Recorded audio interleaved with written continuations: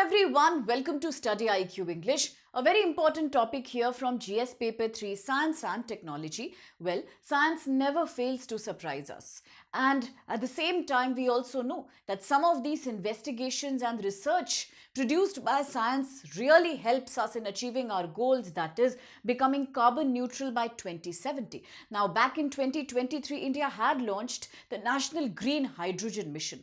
We know today that we are focusing on becoming an exporter of green hydrogen. We have made dedicated hubs also. We are also exploring green ammonia, blue hydrogen. Well, all these things are crucial. At the same time, they will also enable India in becoming a leading exporter of renewable energy. But today we have another investigation coming from a scientific discovery, and this has come all the way from Pacific Ocean.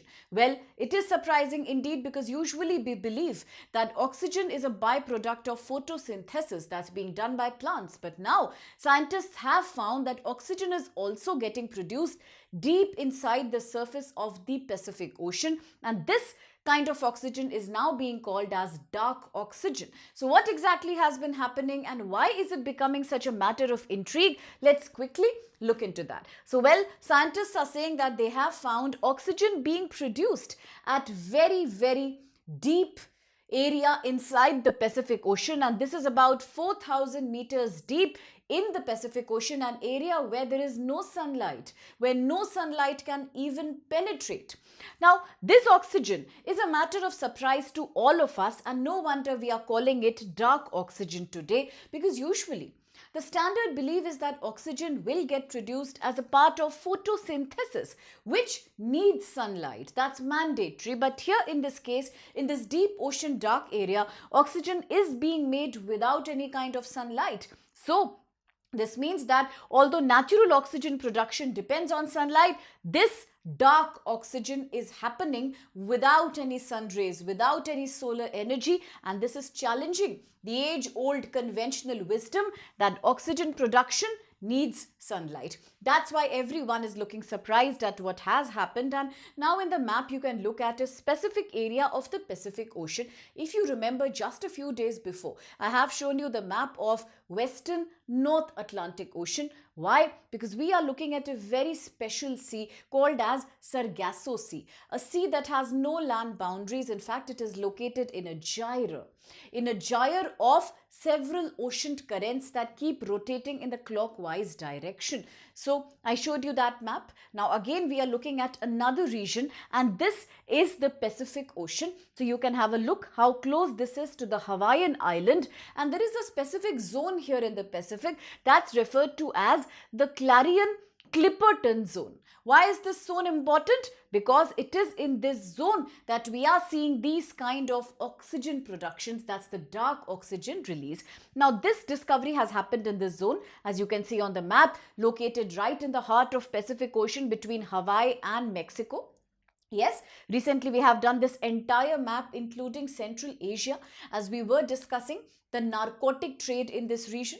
We have also seen this map very closely as we were talking about Venezuela. Ultimately, Operation Absolute Resolve, Operation Southern Spear, undertaken by the President of US, Mr. Trump. So we had seen this map in detail. Now once again, broadly we are looking at the same region, of course in the sea this time. So this area, which is known as Clarion-Clipperton zone, is the area in the world which has one of the largest deposits of deep sea minerals. You will see a lot of minerals found in this area, typically in polymetallic nodules. Now this is an area that's rich in polymetallic nodules. Now the world is right now hungry for resources. In fact, a lot of people also believe whether it's the war between US Venezuela, whether it's the right now ongoing war between US and Iran, ultimately everything boils down to economic resource, whether it's Greenland, whether it's the new Arctic race between various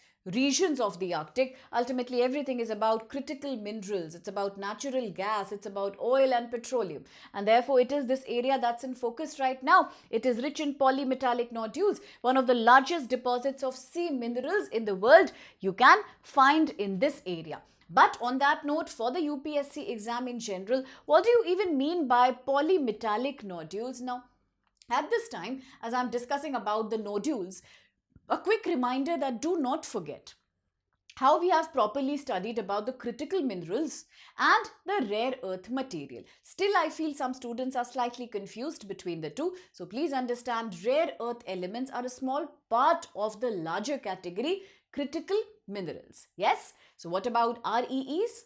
Yes, a country called China that dominates completely when it comes to upstream, midstream and downstream supply chain of rare earth materials. So please let me know in the comment box totally how many rare earth elements are there in the periodic table, and why do you call them rare earth? Is it because they are very scarce in quantity, or is the reason something else? Because we have discussed this, do comment in the comment box and let me know. Now coming back to polymetallic nodules, what are these? So these are potato shaped rocks. You can see the image here. Very visual. These are small circular kind of rocks in the seabed, and they contain valuable minerals like manganese, nickel. We have spoken about the utilization of all these when it comes to electronic vehicles, photovoltaic solar cell batteries, wind turbine magnets, semiconductors. And I also told you right now in the world there is a literal race that's going on behind the blue color element, that's cobalt, as well as copper. So all these are rich, abundant in quantity, found in these kind of round shaped rocks called polymetallic nodules. These are very, very important materials, we know that. Also, when I talk about cobalt, I have discussed with you a very important region that comes all the way from DRC, Democratic Republic of Congo, especially the belt that's known as Saumya-Katanga region, Kolwezi region. These are the areas in which you will find thousands and millions of artisanal mines where young children are often found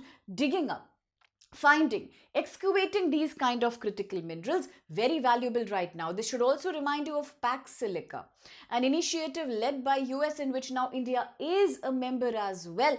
Why? Because Pax Silica aims to have a counter supply chain to balance Chinese monopoly over all these elements we are looking into. And therefore, wherever you find polymetallic nodules, there will be a race between companies and countries to do sea mining. And this is exactly the area that is coinciding with the Pacific Ocean, where we have discovered the production of dark oxygen. So now the question is, why oxygen is getting produced in this darkness? So scientists have their own explanation. They are saying that these polymetallic nodules, the rocks, the potato-shaped rocks that you just saw, behave like natural batteries. They have some kind of a charge in them, and possibly the minerals that are caught up inside these nodules are creating some kind of electrochemical reactions. It is because of these reactions that the seawater molecules are getting split between hydrogen and oxygen. Now, this splitting of H2O molecule reminds me of green hydrogen as well. I have explained in detail about electrolysis and how do you produce green hydrogen. Then from green hydrogen, ultimately green ammonia.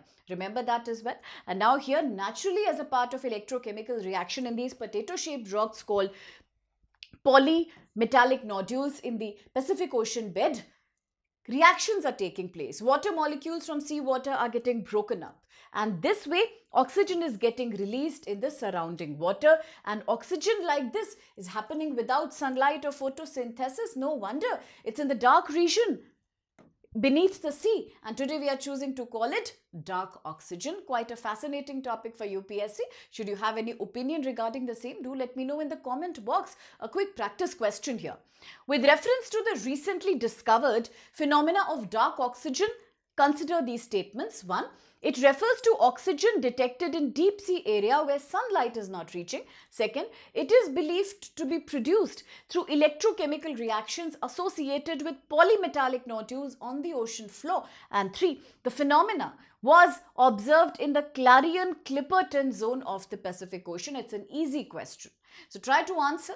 Let me know your answers in the comment box. And if you need more such interesting UPSC facts, then this is the right place to be. Our Telegram community It's a growing community, all because of the love and dedication of our students, of our aspirants. You can take this QR code and become a part of our ever-growing community. I will keep sharing UPSC questions, important facts, updates, all StudyIQ initiatives through this channel with you. And now do remember, till 6th of March, we are running a flat 55% offer on all our courses. That's for 27 and 28 UPSC. So no worries whether you are an English medium or a Hindi or a bilingual medium student, you can choose any language medium. And remember, flexible batch timings, flat 55% off on market price of the course. Using code SPLIVE, additional discount, but only. Do remember, the sale is only valid till today. So enroll quickly and take a guarantee for your success with us at StudyIQ. Thank you.